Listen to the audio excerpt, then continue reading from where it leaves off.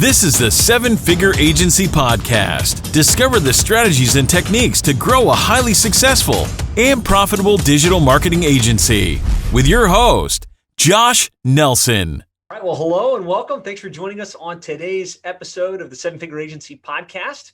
This is part of our Agency Success Interviews series, where we interview highly successful digital marketing agency owners from across the country. And today, I'm super excited to be interviewing Michael Tasner from No Joke Marketing. Michael, welcome to the show. Introduce yourself.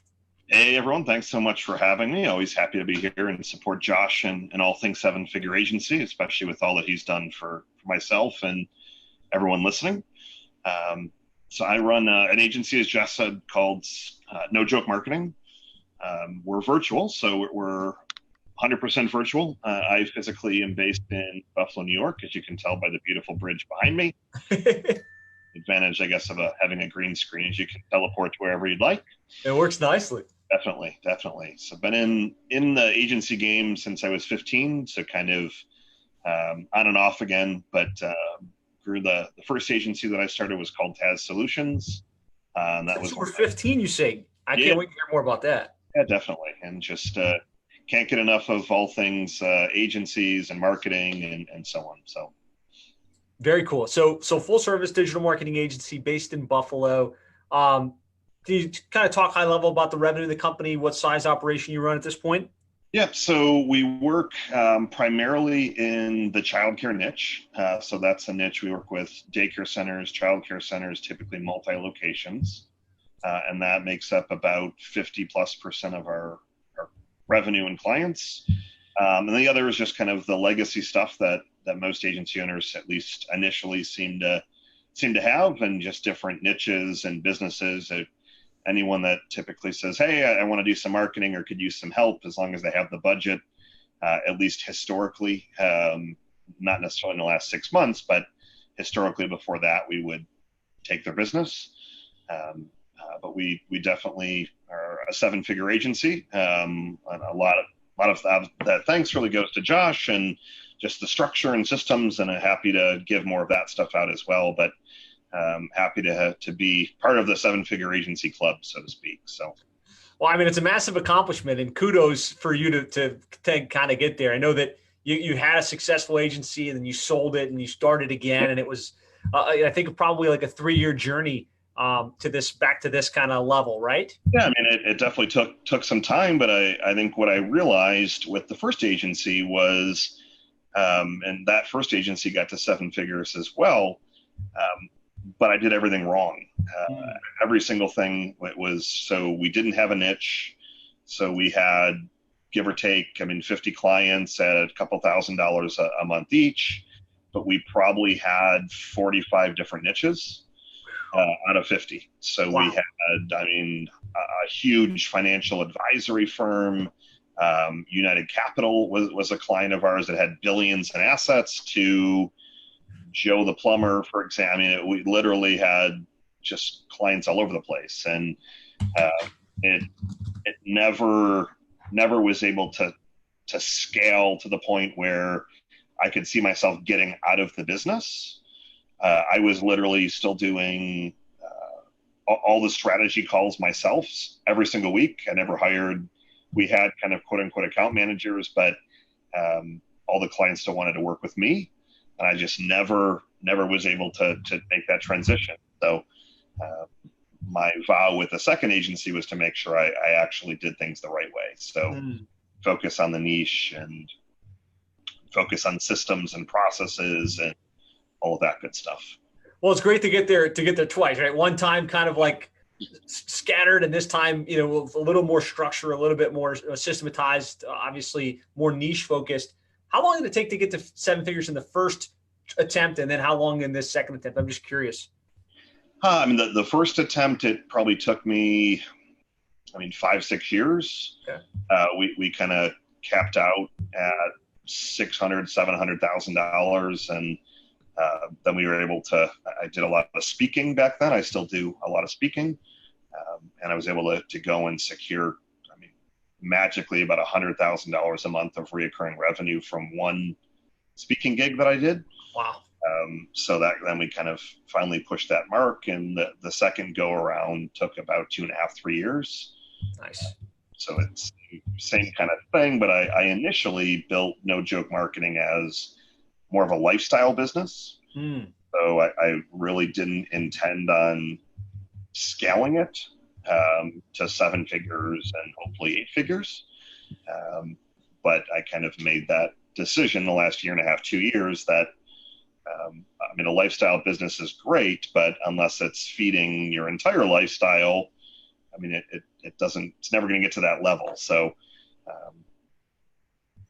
that's kind of that piece. Excellent. So you were able to kind of make that happen twice now, this time with a completely virtual team. That's awesome.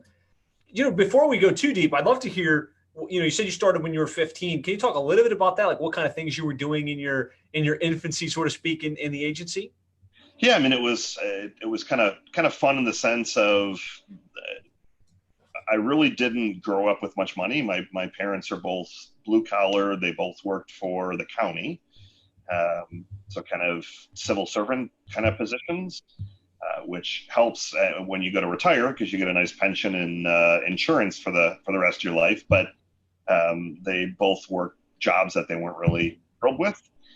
And I realized that if I wanted to not even just have the finer things in life, but if I wanted to be able to buy another pair of Nike sneakers, for example, because my friends had 3 pairs of Nikes and I had the ones from last year, for example, that I had to come up with some way to make some extra cash.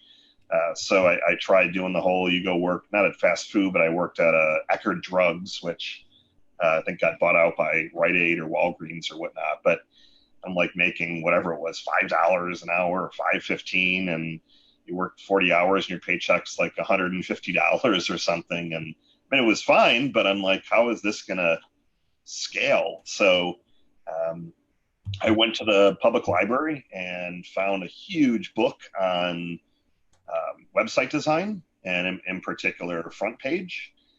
Front page, the good old days. Yeah. So in those days, the CDs were in the back of the books.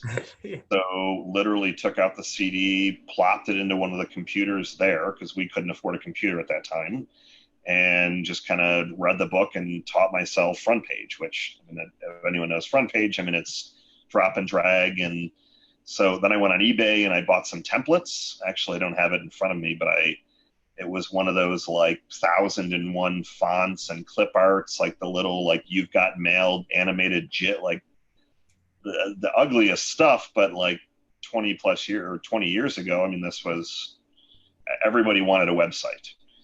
So all that I did then from there, I went and put up a flyer at the post office and said, do you want to be on the web? I can make it happen. And put my parents' phone number because I didn't have a cell phone. Yeah. And within 2 days, I got a phone call for a tax lady, and her name was Wanda Gates. And the crazy thing is, back then, I probably could have had like any domain name I wanted. And just being a kid, and literally I was 15, 16, and I go, oh, well, let's do something fun. So we registered iwandadoyourtaxes.com, like stupidest domain name ever, when I probably could have had like nytax.com. Right. That would have been a super valuable asset in the future. Right? So register's like, oh, I love it. And then I went back to the library and she said, well, how much is it going to cost? And I said, $1,200. I completely made up a number. Oh, that sounds cheap, and cut me a check for the whole thing. That was, more money than money for a 15-year-old. $1,200. So I used that to buy my first computer, Nice. A Quantex, which is out of business now, but bought my first computer and registered an AOL email, and just kind of started growing a little bit from there. Back then, again, it was, you could put up a website, and you were number one in Google for SEO and the whole keyword stuffing and all of that. So like Buffalo Web Design, I was number one without doing any work. And it really just kind of grew from there. I made some pretty good money at that age and continued doing it through college, but really kind of pivoted more to the marketing side. So I still tried to dabble in websites, but I'm not a programmer. I mean, I can't program to this day. I mean, I can't even program CSS.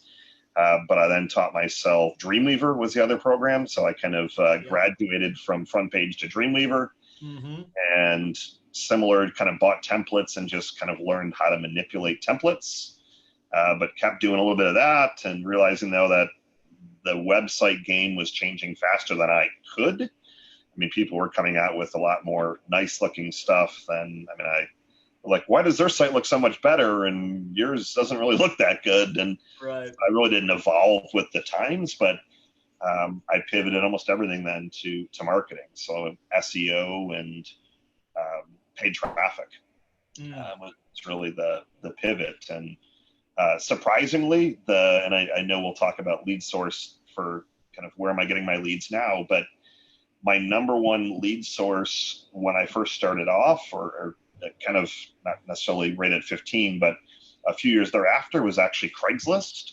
Really interesting. And my secret sauce, and probably still works today, but I would post in the barter section, and I would say willing to barter website design for ... or question mark. And some people, I mean, they had some pretty good stuff. So I bartered for coins, vacation rentals. I sent my parents to a timeshare in Florida. So I still have them. Some guy sent me like $3,000 metal detectors for a metal detector site. But then there were a lot of people that like, well, I really don't have anything to barter, but what's the cash price? Or they'd say, well, I can give you a week at a timeshare, and then what's the rest of the cash? So I would kind of use the barter to disarm them. And then more often than not, it actually ended up turning into cash, and nobody else is doing it. So that's kind of, that paid for my college tuition, candidly. It was all the website stuff that I was just cranking out, these websites at $2,000 or $1,500 a pop, and just cranking them out. That's awesome. I'd love to hear, since we've got some people on with the slide, how many of you guys started with Front Page and Dreamweaver and some of these tools? Because I remember I was tooling around in Front Page when I was like 16 and 17. So that's funny. And so from these humble beginnings to a 7-figure digital marketing agency, serving mostly like the local childcare space, amazing. Kudos, congratulations. So I think you and I started working together about 3 years ago. Yep. What was it that you were looking to solve at that point? Were you just starting this new agency, or kind of where were you at in your development at that point? I've always been a huge believer in investing with coaches, masterminds, mentors, etc. When I had the first agency, I really didn't do that. The agency the group that I did join that was extremely impactful was EO, entrepreneurs organization. Yeah. But you're surrounded by business owners doing at least $1 million a year or more. However, the challenge with that is that they're going through similar life things and kid challenges or marriage issues or financial issues. So there are those kinds of things. But I mean, I couldn't sit down and say, did anyone get hit with the recent penguin update or something like that? I mean, what are you talking about? Penguin? Did a penguin hit me? And so it was helpful kind of emotionally, but I never had a sounding board or anyone to add. You always want to be looking for people that have been there and done that are succeeding at a higher level than you. I mean, otherwise you're, kind of playing the opposite game. So what I loved about EO is that, there were pretty much everyone in the room was doing 5 million, 10 million. There one guy doing 40 million in revenue in different niches, but it just was good to be around that energy. So in terms of joined the course initially, and that's kind of how I went through that. I'm like, oh, this content's great. And then came down for the equivalent of a discovery day. I know now you're doing these killer 2-day events and things like that, but back then it was 1 day, and just got to see how much of a well-oiled machine that you had. And it really was more so the systems. I knew that I wanted to grow, but I knew that I needed to see what someone else that was succeeding at a higher level was doing. So because if you're someone succeeding at a higher level, either they know more than you do, they are doing things more efficiently than you are, that there's something else that you can learn from that particular person. So I think I committed to the mastermind and was one of the first, 10 people or so in it at that point. Yep. And then obviously it's evolved substantially from there.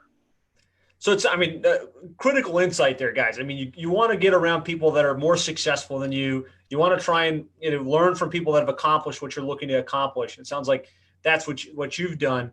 So the key things you wanted were, systems, procedures, how you could build this without kind of blowing yourself up.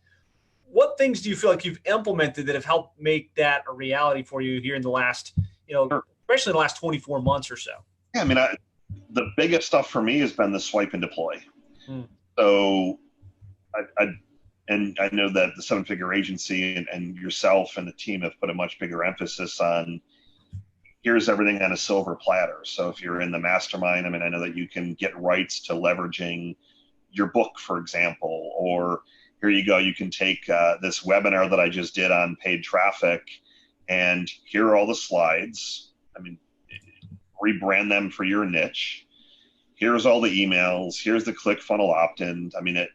That kind of stuff, that's what slows me down and what slows most other entrepreneurs and digital agency owners is that we're always looking to get in the weeds because we enjoy the weeds the most. Mm-hmm. And for most people. So it's like, the thought of some of us getting in there and noodling around with ClickFunnels is actually enjoyable. Right. Every one of us loves that, but I like to get in there and noodle around with Facebook ads. I know you do it as well. It's not the primary thing that you do, but it's like you like to still kind of make sure you have your chops and that you can still be able to kind of challenge your team on these things as well. So, but with that said, the time to build out the landing pages, write the copy, do the slides. You're talking a month, 2 months, it'll get put down to the bottom of the priority list. So the webinars, I use pretty much every webinar, if not all of them that you've put in there. That's been one of my favorite assets. Nice. Here are the webinars, do a webinar a month. Here's all the swipe and deploy so that I can I could do a webinar in the next 2 weeks if I wanted, if not less. And the 2 weeks would simply be because I had to schedule it on my calendar and make sure I had enough time to blast the list, but it wouldn't take me 2 weeks to get everything ready. So that piece has been really great, but even just I love being able to have access to people that have been there and done that. And that was, again, what I didn't have previously of, hey, is there a better way to do something? And it's not that we have to constantly try and find a better tool, because I know that's also what a lot of us, we get into analysis paralysis when it comes to, what should we use? SEMrush? Should we use SpyFu? Should we use Ma? And then you're spending, that's not the stuff that's overly important. But if you are in that spot of, hey, look like right now, for example, we're using agency analytics and it's okay, but I can go on the mastermind, and even I know what Josh uses. It's a great tool. I can go on there and say, not just what tool is everyone using, but why do you like it? What's it good for, to really just speed up that process? Because that stuff, again, takes most of us. We could be analyzing CRM tools for months, and that's just not the best use of our time. And if someone's already been down that path, you might as well leverage that knowledge. No doubt. So kind of the swipe, deploy, shortcut, move things forward faster were kind of the main things for you that you've been able to execute. Yes, and also a lot of the checklists. You have some stuff in there about some of the checklists, like the account manager checklist, and I gave all that right to my account managers and said, go listen to this. Nice. And follow that checklist. And so I think I've given a few people on my team access that in their particular role. My operations guy, go and watch this. Your onboarding stuff that I put right into Infusionsoft to kind of have that red carpet onboarding experience, for example. I know that our team has that into practice as well. So for me, it's if there's a shortcut, it's always the path I'm going to take. No doubt. Awesome. So let's talk a little bit about how you wound up in the local childcare space. Like, how did you choose that niche? How did you kind of get into that? So a lot of people say that the niche chose you, but I kind of fell into it in a partnership with another gentleman in the mastermind. Hmm. So kind of ended up, he said, hey, this is a good niche to look at, and ended up partnering, and I ended up focusing on that particular niche.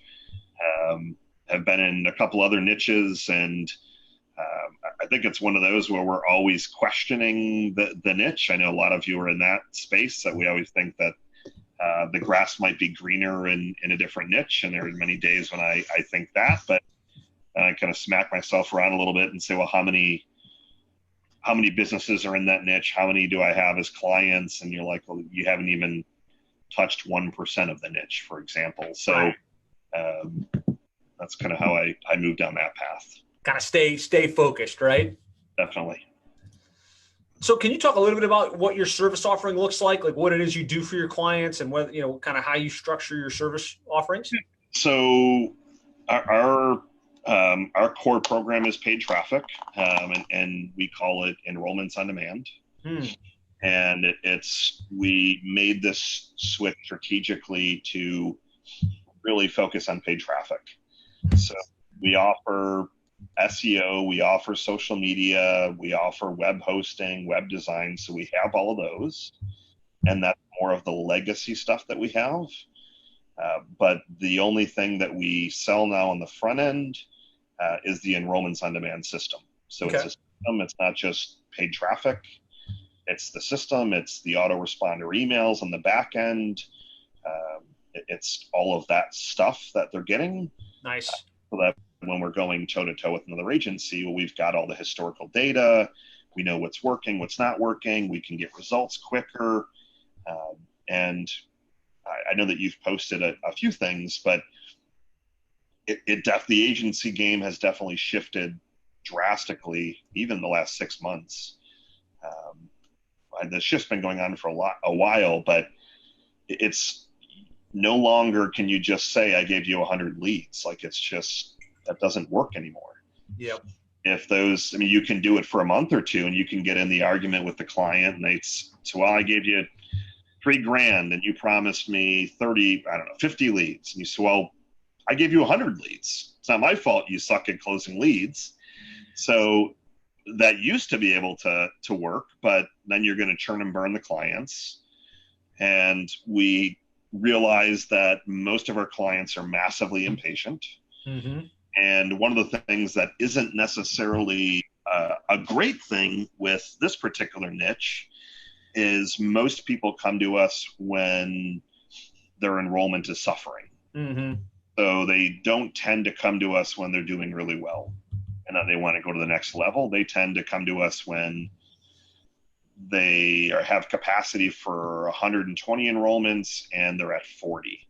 And 40 barely pays the bills. Mm-hmm. So it does put us into a tough spot, but they could care less about SEO working in 3, 4, 5, 6 months. They could care less. They need patience on demand, as it were. Yeah, they want the enrollments on demand. Enrollments on demand. Well, there are people that use this patience on demand. That's for obviously another niche, but I've seen people use that phrasing. But they want their phone to ring, mm-hmm. and it does put some pressure. I mean, in full transparency, the first couple of months can be dicey, and I'm not in love with that pressure. So that's why we're trying to continue to streamline the results piece and make sure that our paid traffic team is delivering on all cylinders, so to speak. Mm-hmm. But again, their website might look like crap, but they might not even have the money. They get us a couple of enrollments, then let's talk. Right. So that's really been our focus, is not just getting them those leads, but then literally being on top of them. Tell me the status of that lead. How many times have you followed up? We've drafted phone scripts for them to use on the phone. So we're really trying to take our deliverables up to another level. Nice. I think this is what the smart agencies are doing, guys. They're not just thinking about the leads. They're thinking strategically, how do we get the lead? How do we nurture the lead? How do we help them convert the lead? How do we hold them accountable to have best practices in their follow through and their follow up? So, great insights on that front. So the enrollments on demand is the main thing. It's like a pay-per-click to landing page type strategy. Can you talk a little bit about how you price for those types of programs? Yeah, so it varies based on the size of the center, one location, multiple locations, et cetera.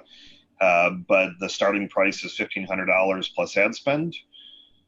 We've been playing around a little bit with a couple of different models. There's another gentleman that I know does it in a different niche where he charges $9,000 for 3 months, including ad spend. And then he kind of allocates the resources accordingly. So maybe $2,000 a month towards them and the other $1,000 for ads, for example. So we're exploring a few different options. But most of the centers that come to us are typically the $1,500 a month range plus ad spend. The challenge, again, for this niche has been that for a lot of them, that's actually a stretch. So if I were to come at them and say, you need to invest $3,000 a month of ad spend, there are very few childcare centers that are investing more than a few $1,000s a month total. So it's definitely a tough niche, but once you get them some enrollments, you help the center go from 40 enrollments to 60. Those that's 20 enrollments times $600, $700, $800, $900 or more a month times typically 10 months, potentially times 2 more years if they come in at a year old, or they could come in at an infant and stay for 5 years. So the lifetime value could be substantial to Big them. dollars. But it's been typically the $1,500 plus ad spend, and then we'll upsell a website for a couple $1,000s, for example. We'll bolt on SEO if needed for $9.97, but we've been trying to crank that $1,500 a month plus ad spend price point if they're a smaller center, one location, for example. Nice. Excellent. So that gives us a pretty good idea. We understand what the niche is. We understand kind of what the service offering is. Now the question everybody wants to know is, how do you land clients? How do you get these clients' attention? How do you convert them into these retainer-based clients? So I'll tell you what I initially did, and then I'll tell you kind of what we're currently doing, because we're constantly pivoting and seeing kind of what's working better. So initially it was largely cold email. Okay. And we bought a list, and I crafted 10, 15 different emails and bought another domain name, because you'd never want to do it on your main domain name. So I followed the long out process of that. I used a tool and still use a tool called QuickMail, quickmail.io, and set up a Gmail email, loaded it in the messages, and literally had that thing start sending. And what I loved about QuickMail is that it does it in small batches and just does it on autopilot. So I typically, at least at that point, I took a much more salesy approach. If I could give you 10 more enrollments in the next 60 days, would that be helpful? If yes, reply with your phone number, and I'll give you a call. I was doing 1-line, 2-line emails, very short and sweet. People were replying. I was calling and closing, doing the demo, and from that. We definitely have done a lot of webinars. Those have been good lead sources. And then we also started doing the strategy that you've been deploying, Josh, of allowing people to book calendar appointments even before the webinar. So we use Appointment Core as our tool, and similar to a Calendly, for example, those of you that like to analyze 20 different tools, but that's a tool that I would just send it out. They could schedule right before the webinar. Our process is discovery call, strategy session, and on the strategy session, we're doing the proposal. We do kind of that qualifying call first, because most of these centers, they're just not qualified. They're too small, or they're thinking this is going to be $300 a month or something like that. So we made sure that we built in, otherwise we were blocking off an hour on the calendar when it should have been 10 minutes. So right. That's kind of been our process. But cold email, And the other thing that's really crushing it lately is paid traffic. I mean, we need to eat our own dog food. So we're doing custom audiences to our clients, lookalike audiences on Facebook. We're doing paid traffic on Google. We're doing paid traffic on LinkedIn, for example. So LinkedIn for most niches works really well. We found that the childcare owners really weren't using LinkedIn as much. If they were more of the business-minded person that had like multiple locations, they were on LinkedIn. But if they were one location owner, they really weren't using LinkedIn much. But we finally started investing in paid traffic. And I think a lot of us, we don't eat our own dog food. And we're sitting here telling our clients to give us $1,000, $2,000 of ad spend plus $1,500 a month. Yet none of us are willing to pony up $1,500, $2,000, $3,000 a month of ad spend. So we finally started spending some pretty decent money, lead ads, and also promoting webinars, promoting free downloads, and then just having them in a nurture sequence. We also rolled out, just literally sent the first one. I wish I had the copy in front of me, but we sent our first magazine. And Physical mailed magazine. Nice. Mailed magazine with the printer you recommended. I believe yours is what? Plumber marketing. What is yours? The Plumbing and HVAC Marketing Profits newsletter. Got it. So ours is local childcare marketing engage. I think you might have used the word engage. Yeah. We actually, the other one is called engage. Yeah, for our client base. So that was we leveraged the word engage strategically from again, swipe and deploy stuff that you guys have done. But all the content is ours. It took forever to get it out, but we finally sent that. So it's just, as I said earlier, that the game has changed quite a bit in terms of clients demanding more because there's so many agencies out there.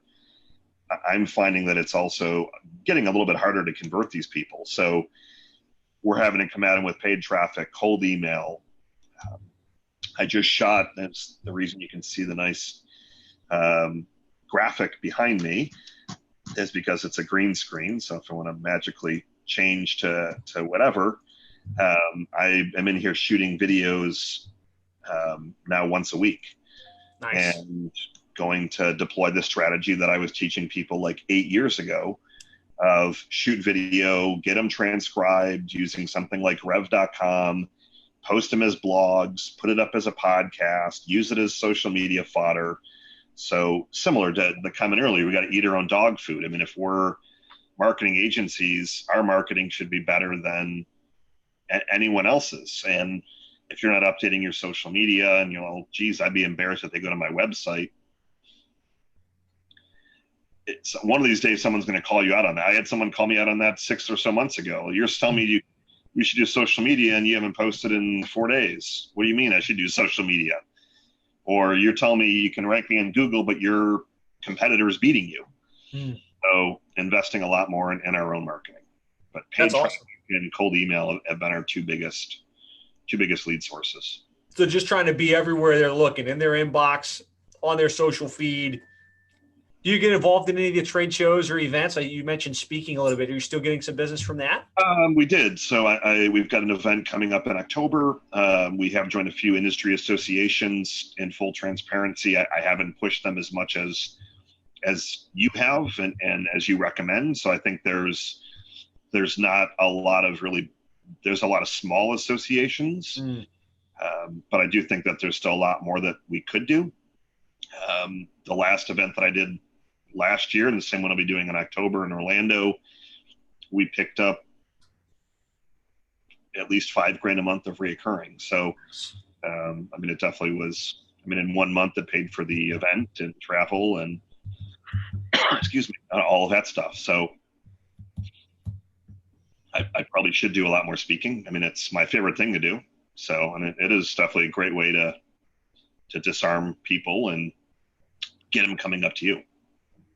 So it sounds like you've kind of embraced this whole idea that yes, cold outreach is effective. You can, kind of shake the bushes and get some people to raise their hands. But if you shift to a nurture on the back end of that, where you send emails and you send some direct mail and you add value by putting out good content and webinars and cheat sheets, you can really start to develop know, like, trust, where these guys start to come to you pre-positioned to buy, where you wouldn't have that if all you had was the cold outreach play. Exactly. I mean, because unfortunately, everyone and their cousin is doing cold email now. Yeah. So if you can go to Info USA and buy a list for $1,000, how hard is it for somebody else to do the exact same thing, load it into a third-party tool, blast it, even if they get banned from the tool?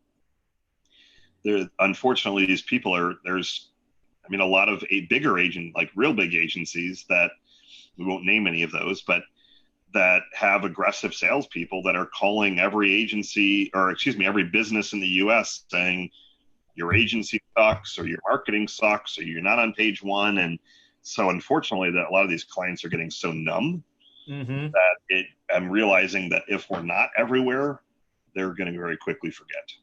Yeah. Good. Great insight. The only thing I would add to that, though, is the piece that does separate most of us, if we're following the niche strategy, then from the noise is, yeah, it's great that big agency is calling them, but my pushback is, and? So what do you mean, and? They're in 64 niches. What are they going to know about childcare? They might have 3 childcare centers. Mm-hmm. Well, yeah. You got a point there. So if you know your niche, you know the lingo, you tell them that the learning curve is non-existent. You have the social proof, so that the niche piece, whereas a couple of years ago, I didn't, in my opinion, I didn't think it was as important. Mm-hmm. But now with there being so many agencies, the niche piece definitely does quickly differentiate your business. No doubt. Yeah. So we've had a good conversation around how you land clients, how you get them to kind of raise their hand. And it sounds like a very well-rounded approach, more well-rounded than it's been in the past. Let's talk a little bit about how you fulfill. So how many clients are we talking about? Several hundred clients or somewhere in that territory? Correct. And you said mostly virtual team. Can you talk a little bit about how you deal with retaining these clients and serving these clients and, keeping the ball rolling in a positive direction? So our command center is teamwork.com. So that really has all of our systems and processes. We have a kickoff process when someone becomes a new client. So the whole send the gift basket and send the papers to have them fill out their intake forms, get the initial call set up. They're assigned an account manager. So I have a couple of different account managers. So we try and pick someone that's going to be most compatible and or whoever has the most appropriate load at the time. And then they schedule that kickoff call. And from there, the relationship is owned with the account manager. So they're depending on the client. Some of them we're talking to weekly. Some of them we're talking to monthly. I'd prefer to be monthly, but at least in the beginning, we tend to have to do a lot of hand-holding. The first couple of months, especially if the center is not in a great spot and they need to do a bit of a turnaround, for us to say we'll talk to you in 30 days just doesn't work. So the account manager is scheduling that cadence, and the account manager then also serves as the project manager. So we've got people that are doing the paid traffic, people doing social media, doing copy, doing the websites, SEO. There's a team lead for each department. They report into our operations manager, who's also virtual. So he's kind of keeping the ship steering. But also we do a lot of stuff with our daily huddles. So the Rockefeller Habits stuff and EOS of the 10-minute daily huddles. So we do a 10-minute huddle. It's actually now done by department. So paid traffic has their huddle, SEO has their huddle, for example, design development have their huddle. We do a weekly meeting every Monday with the entire company. We share some good news. We do something really fun called Cheers for Peers, where each team member can send kind of positive messages and notes. Use a tool, it's called Tiny Pulse, that allows you to do that. And then we kind of give departmental updates. And then every Thursday we do level 10 meeting. So EOS level 10 meeting where we're really focusing on solving issues. And that meeting I actually look forward to the most out of all the meetings, because we used to do a lot of talking.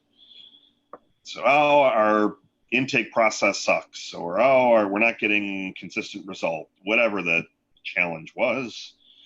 There was no mechanism to solve it, right? It was just complain, right? It was like, all right, well, Steve, you do that, or you do that, whatever. But so that these level 10 meetings have been really good.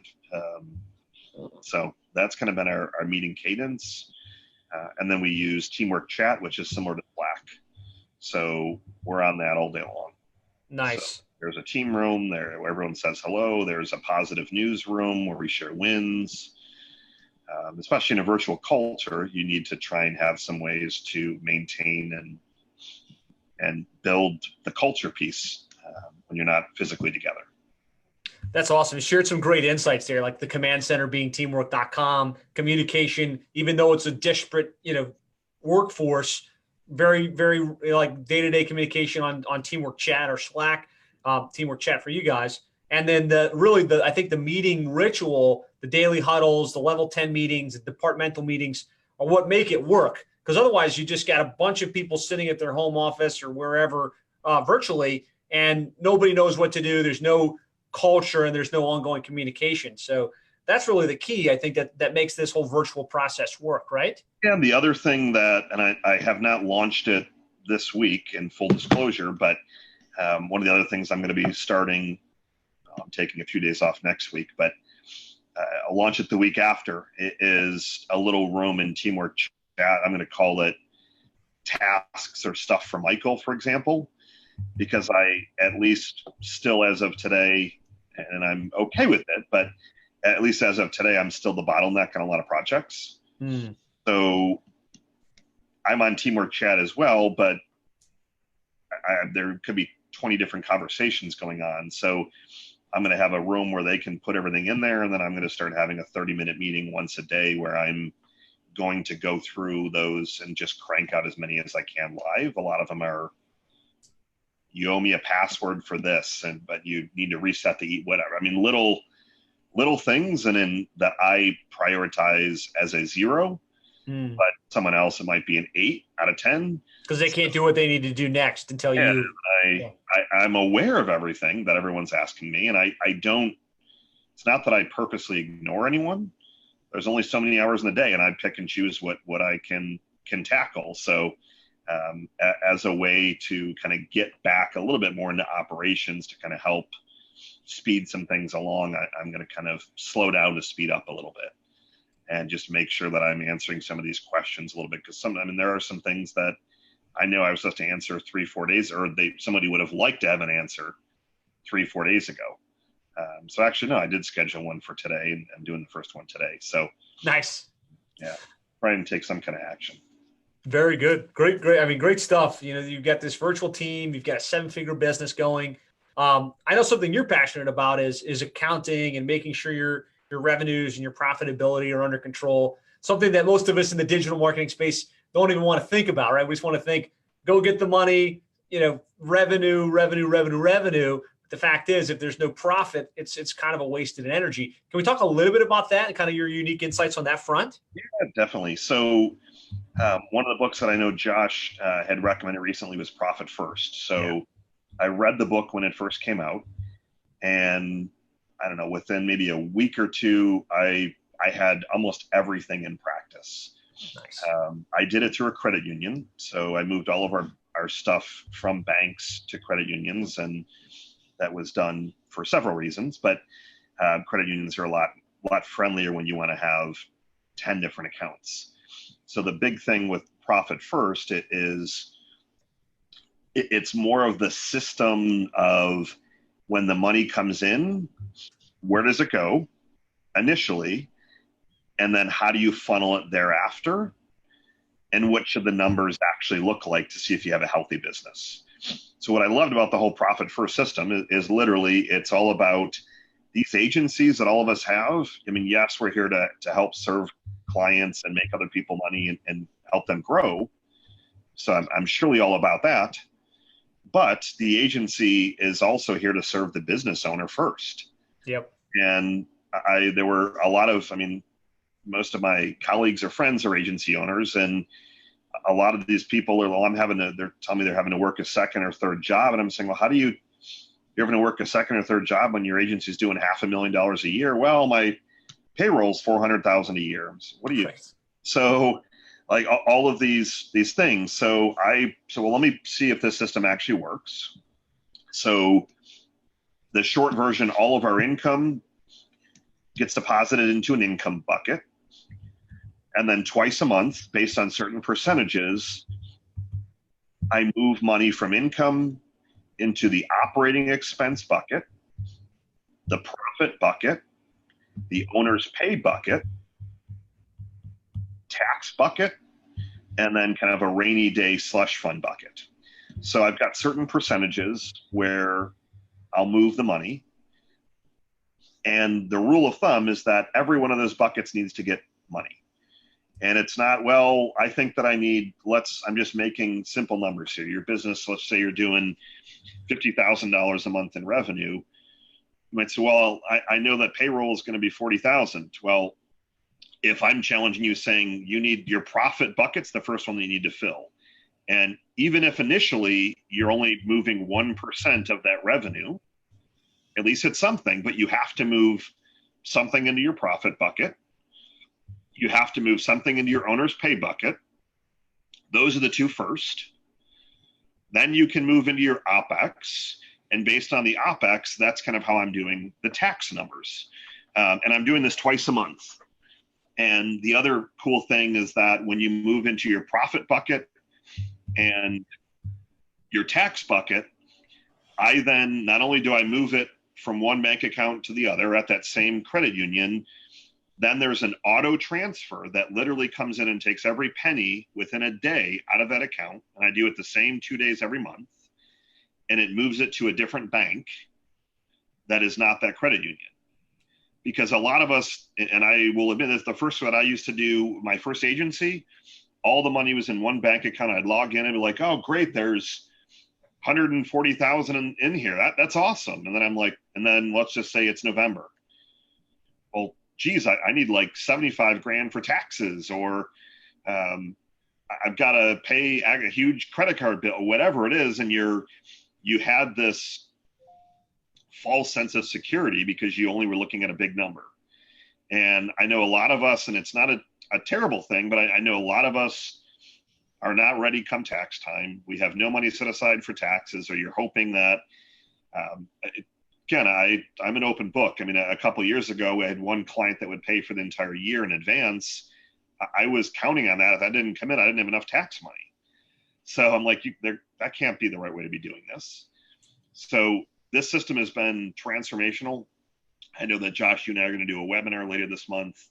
I actually ended up, just for my own self, initially, I became a profit first consultant, and finally decided, after talking with Josh and a few other agency owners, that this would be a good path to actually go and help other agency owners. So we'll do a webinar, I believe, later this month, and kind of tell you the percentages and what your numbers should look like, and benchmarking, because there's ways to, it's not that if you're not hitting the numbers that everything is wrong, but it's what are some good numbers look like. And it doesn't matter the size of your business, it's the percentages. So even if you're doing $10,000 a month, if you're telling me that 90% of that is going to OPEX between software tools and your freelancers and et cetera, and I'm going to suggest to you that your OPEX should be 30% or 25%, it's not that you need to instantly go from 90 to 35, but it's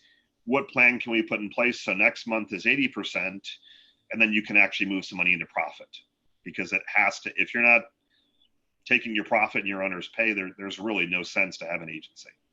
No doubt. Yeah, I think it's one of the most powerful things that most of us overlook is this whole accounting process. So love to hear from you guys in comments. If you're watching this now or after the fact, would it be really helpful if Michael put on a webinar that really explained profit first, how to set up those accounts, what the proper allocations look like, and gave you some support around really how to make sure your financial, accounting is set up correctly for your agency.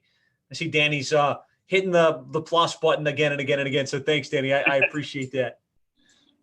Isidore says spot on, profit first. Yes, please put that together. Ricardo says that would be awesome. So yeah, tentatively we've got this in the schedule for August 28th. So, kind of block that in your calendar now. It'll be at 2:00.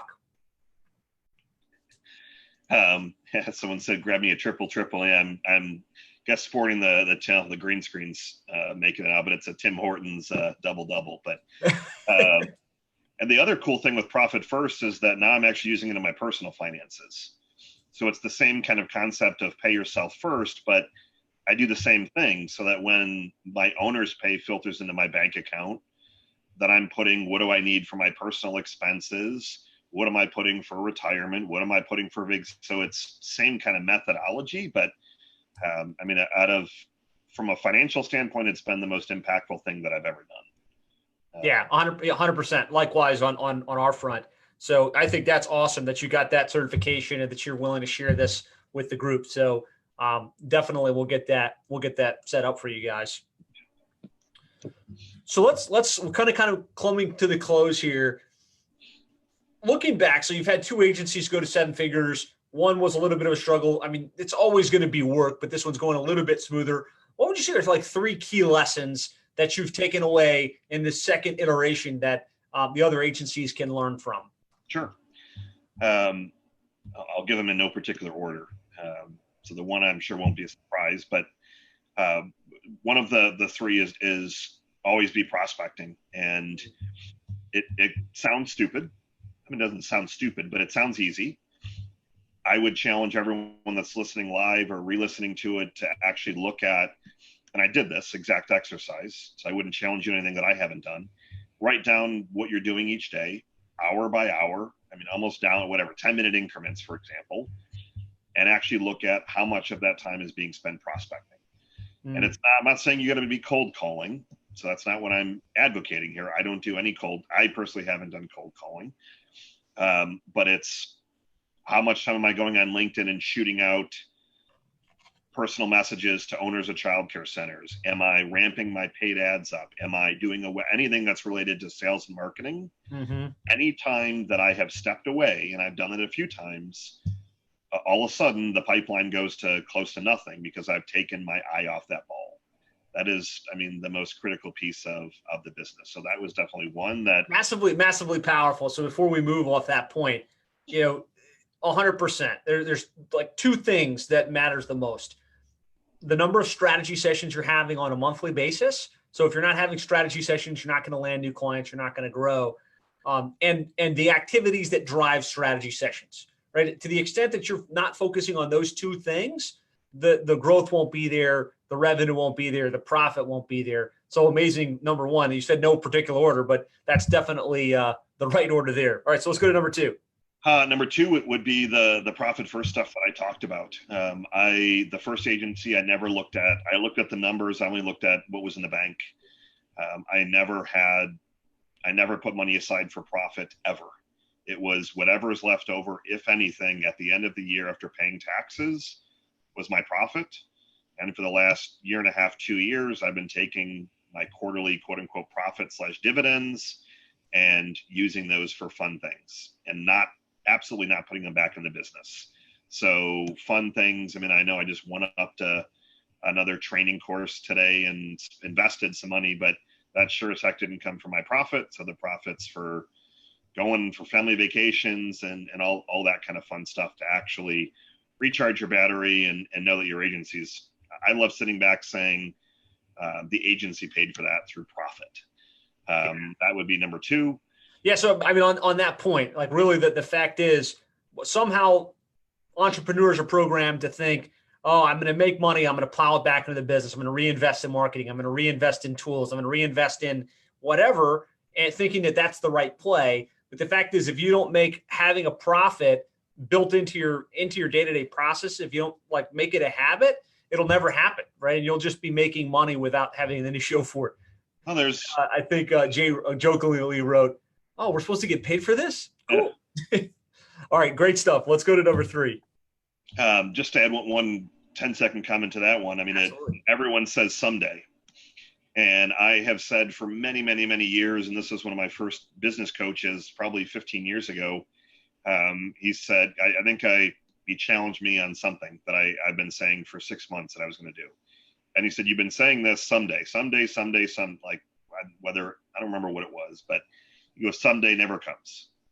So we could keep telling ourselves, and there's different growth strategies and schools of thought. And you could say, pour every penny back if you want to be a agency that's going to grow to 100 million. And so if that's the path you're on, then you can take that path. But I've been more kind of build a nice lifestyle business that can grow and scale.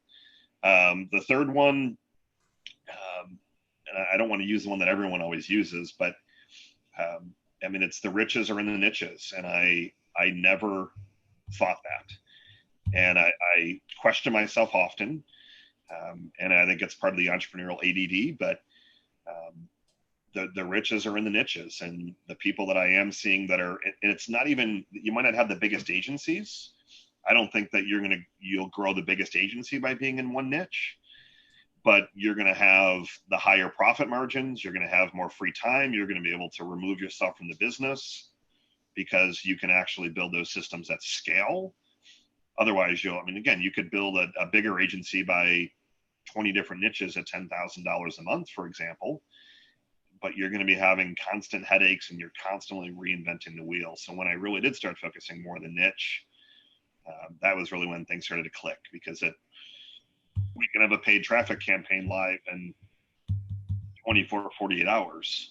If you're coming at a new niche, let's say I wanted to take on a chiropractor, for example. I know a little bit about chiropractors, but I mean, it's going to take me weeks to set up the campaigns and landing pages and know what I can and can't do. And there's no scalability. Then who on my team is going to have to know what languaging to use? I'm going to have to hire a copywriter, all of this stuff. So the riches, and I know it's obviously what you preach and have preached. I'm definitely in alignment there. So those would be my big three. Awesome stuff. I mean, I think those are a great three. Thank you very much for sharing. So as we wrap up, are there any other nuggets that you'd like to drop on the group before we wrap up today's session? No, I mean, I think the only thing that I would probably just say it's about the execution. I mean, a lot of us talk. I used to be the same. I made this year my year of action. Nice. I've been talking about getting an MBA for years. And even though I don't see immense value in being a business owner with an MBA, I'm like, no, I said this year is the year of action. So I'm doing that. I was talking about hiring a salesperson, said, stop talking, make it happen. So you've got to be focusing more on the strategic action. I mean, words are cheap. Stop talking about, well, someday you're going to get the CRM, or someday you're going to do text message, or someday you'll do a webinar. It's not, you've got to work 90 hours. It's just, you got to be a little bit smarter in what you're focusing on. And that's kind of been my mantra this year. And we're definitely on track for another great year. So nicely done. Well, congratulations on taking action and for growing to 7 figures. I know that this is really just the tip of the iceberg for you. Thank you so much for taking the time to share with the group your success, your struggles over the years. I think a lot of tremendous insights here. People are posting in the group. This is awesome. Thank you so much. Really looking forward to the Profit First webinar. So thank you for doing that. For those of you listening to this now and or after the fact, be sure to tag Michael on Facebook. Thank him for sharing. He's a super willing to share individual. So if you've got questions for him, I'm sure you can reach out to him. He'd be glad to help. So that's a wrap. Michael, thank you so much. We'll see you guys on a future episode of the 7-Figure Agency podcast. And be sure to mark your calendars for that webinar and look for some communication on that front later this month. Sounds good. Thanks, everyone. Have a good afternoon. Thanks, guys. Well, I hope you got value from this session. If you'd like more ideas, strategies, and techniques on how to more effectively grow and scale your digital marketing agency, I'd like to invite you to go to 7figureagency.com. There you'll find a training series completely free of charge that walks you through how we were able to grow our agency from $0 to over $300,000 per month in less than 7 years, and how we're adding clients on a consistent basis. So we walk you through the quickest way to position yourself as the expert in a particular market and proven models to get customers coming to you pre-positioned to buy. So if you got value from this and you would like more, you can go to sevenfigureagency.com. There's a free video series for you there. Just get there, you'll enter your name, your email address, and you'll get access in the next couple of minutes. So thanks for joining us. Go to sevenfigureagency.com now, and we'll talk to you soon.